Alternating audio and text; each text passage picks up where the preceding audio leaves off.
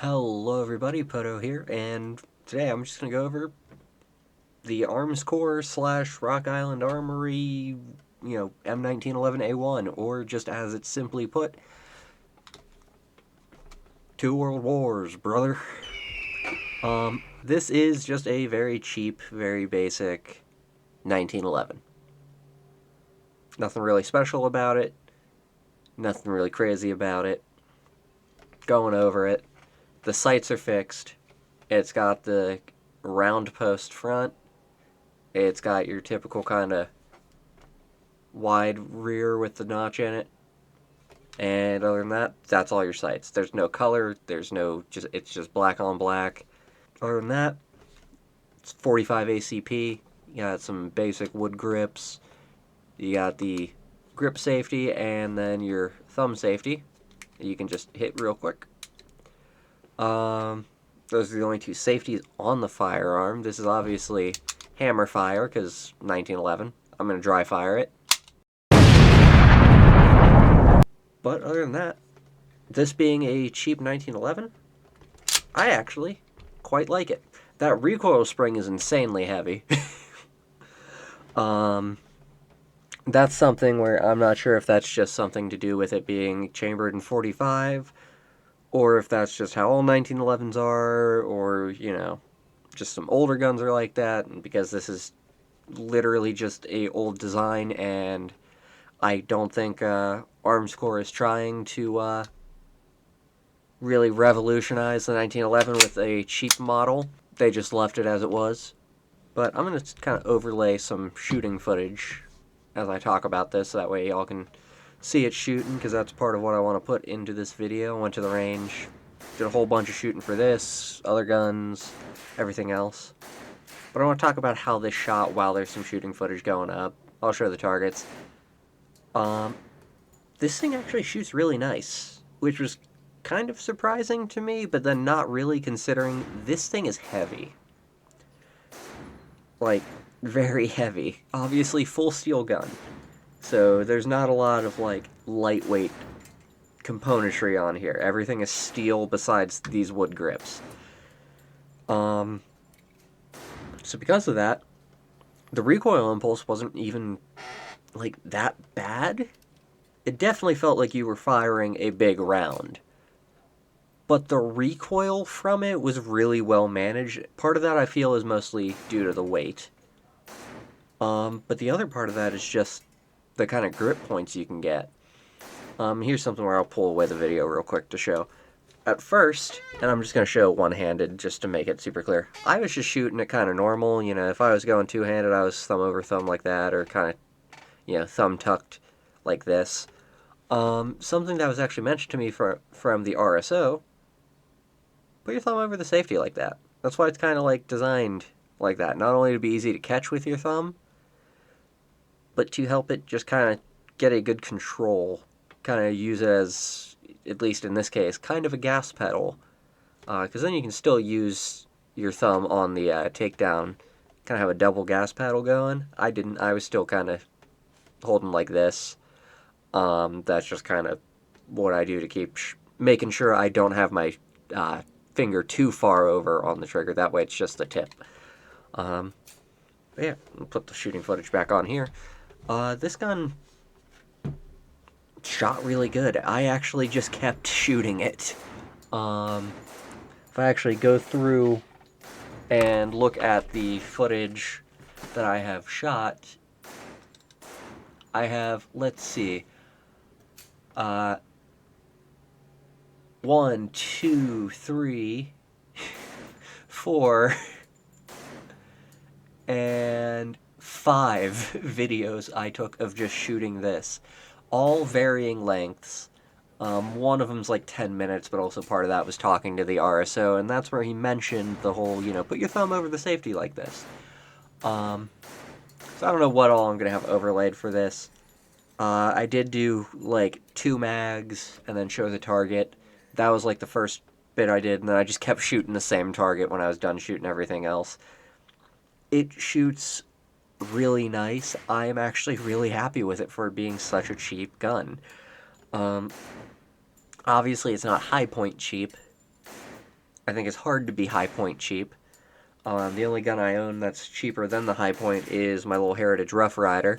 And that's just a little 22 revolver. Fun gun. Would recommend getting one if you guys just want a fun kind of plinking gun. But, like, yeah, no. This thing was great. I just kept reloading it. I brought 100 rounds. I went through 100 rounds. I went out, bought 50 more. Just kept reloading the damn thing. It was so much fun to shoot. It behaved really well, and I don't think I'm going to carry this. Mostly because single stack, 8-round magazine. I like my 5.7 because you get 20 in the mag. I like my 320 because 15-round mag, because mine's a compact.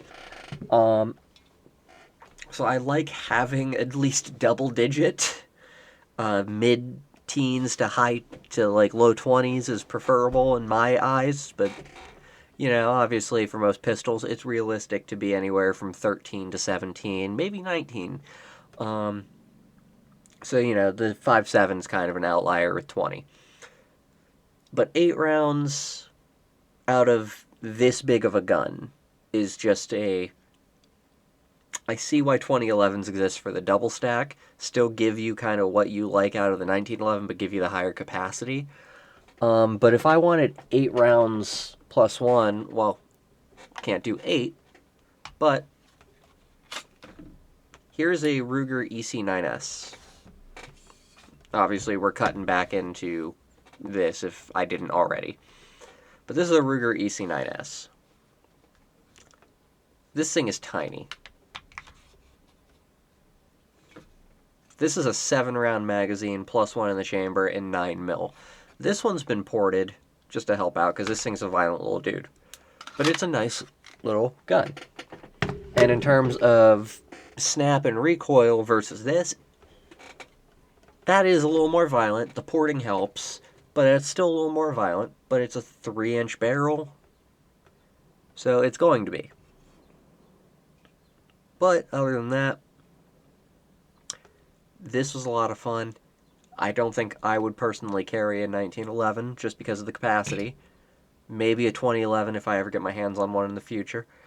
But this was a really nice gun. I really enjoyed shooting it. I would recommend one if you don't have one, if you never even thought to give a 1911 a chance, if you just want a fun, kind of big caliber, you know, range gun. Here you go. Cheap 1911s.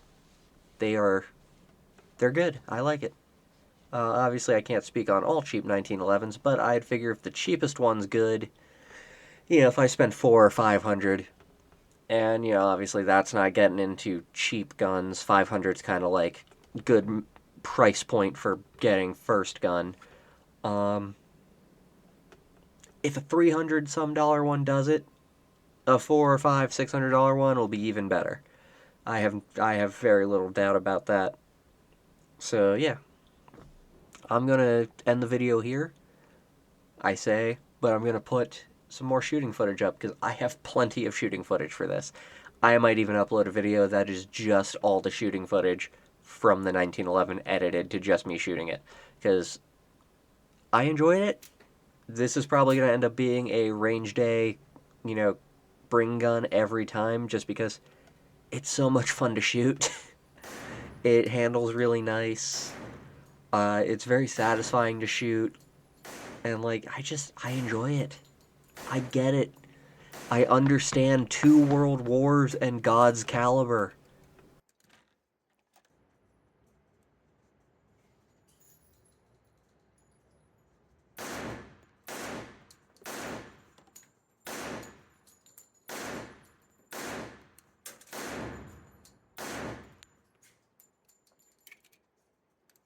Another thing, let me see the front sight on that one. You got the round front. Yep.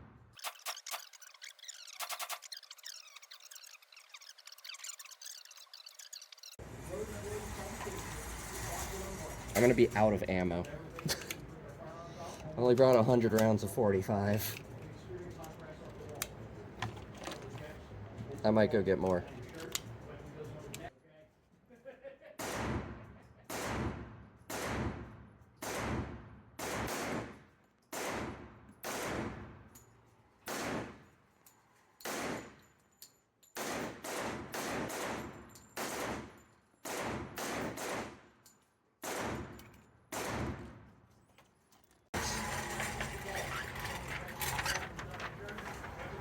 There's a couple holes. But on that note, thank you guys for watching. Please consider subscribing. If you have something to say, feel free to leave it in the comments below. And, yeah. Bye.